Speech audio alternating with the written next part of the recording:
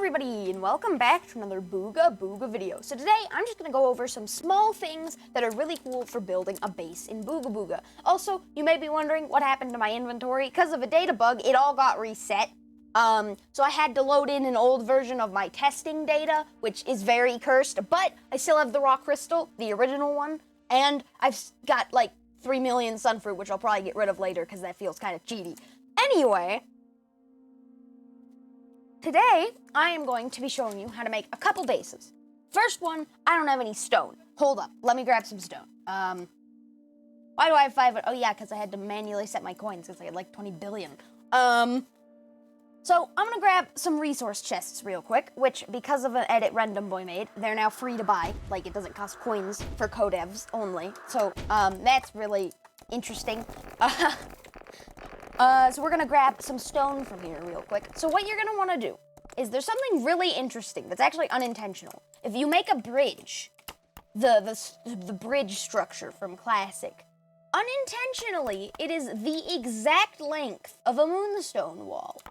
So if you lay out 4 bridges like so, and you get a moonstone wall, it fits perfectly. So you can make a super easy to build little water base out of moonstone and bridges, and it fits perfectly. It's so satisfying. This was not intentional. I didn't do this on purpose. This is just something that happened.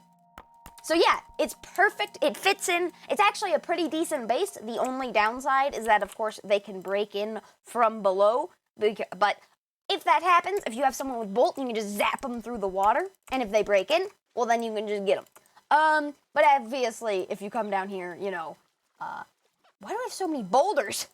If you come down here, the bridges, they only have a bit of health. You can only hit one end of them because of where the primary part is located. But yeah, the bridges don't have that much health, so you can break in.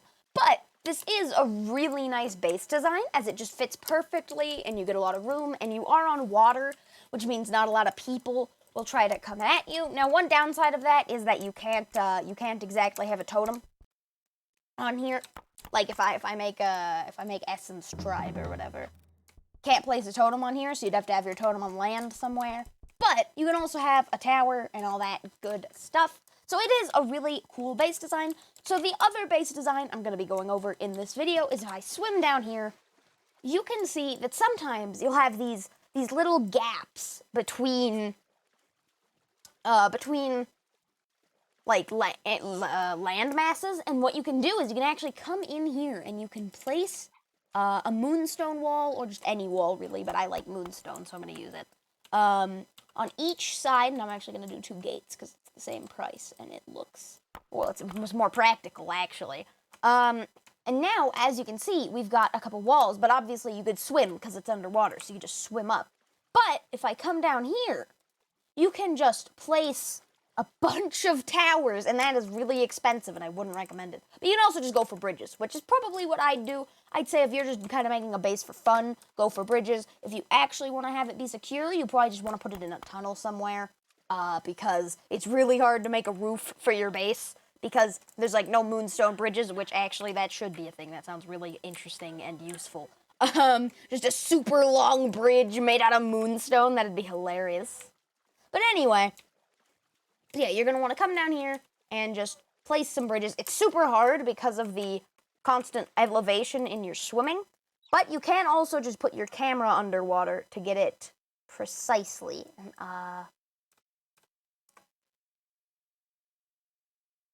I'm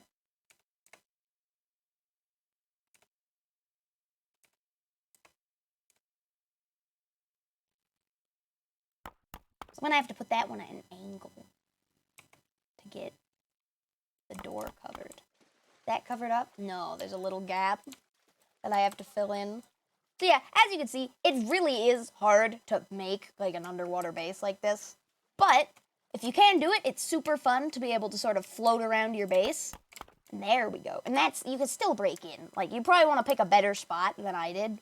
But as you can see, if you come down here, you can build campfires and chests and even totems down here. So it is actually viable to build a base underwater. It doesn't even, like, lower your vision, but you can just basically fly around your base. So yeah, that's gonna do it for this video. If you enjoyed, like and subscribe. If you didn't, you can leave a dislike, but I won't see it because YouTube removed those. Anyway, have a good day, everyone. Goodbye.